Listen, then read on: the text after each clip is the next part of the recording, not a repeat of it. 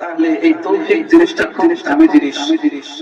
এই মাহফিলে আসতে হলেও আপনাকে নিয়ত করা লাগবে, হেঁটে মাহফিলে আসতে হবে।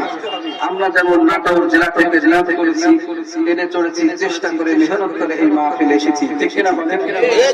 যদি নিয়ত করে আমরা নাটোর জেলায় বসে থাকতাম, এই জায়গায় মাহফিল হতো, কিন্তু আমরা না আসলে কেন হতো, ঠিক না বলেন? তাহলে শুধু নিয়ত করে বসে থাকলে আল্লাহ তাআলা আপনাকে তৌফিক দিবে না। আল্লাহ তাআলাই বলছে, মানুষ যা চেষ্টা করে তাই সে পায়। আমার ভাইজান, আগামীকাল সন্ধ্যাবেলা রিজিকের তালাশের জন্য আপনি যখন বের হবেন, আল্লাহ পাক রব্বুল আলামিন জানিয়ে দিলেন, ফাইদা কুদিয়াতিস সালাতু ফান্তাশিরু ফিল আরদি ওয়াবতাগু মিন ফাদলিল্লাহ। আমার ভাইজান,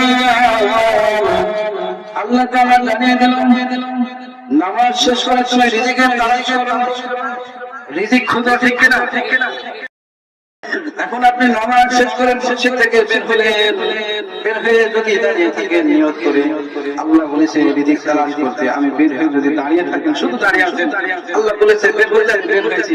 কোনো কাজ যদি আপনি না করেন, সন্ধ্যার পর অথবা সপ্তাহ শেষে, মাস শেষে 1 টাকা রিজিক পাবেন। দুনিয়াতে 1 টাকা, 100 টাকা, 300 টাকা কামাই করতে হলে আপনাকে শুধু নিয়ত করলে হবে না, আপনাকে নির্দিষ্ট জায়গা পর্যন্ত যাওয়া লাগবে, ঠিক কিনা বলেন? আপনাকে মাঠে যাওয়া লাগবে, অথবা নীলফামারী অথবা কিশোরগঞ্জ অথবা সৈয়দপুর অথবা ঢাকা অথবা রাজশাহী। আল্লাহ তাআলা আপনার যেখানে রিজিক রেখেছে আপনাকে সেই জায়গায় যাওয়া লাগবে। অনেক মানুষের রিজিক আল্লাহ তাআলা বিদেশে রেখেছে।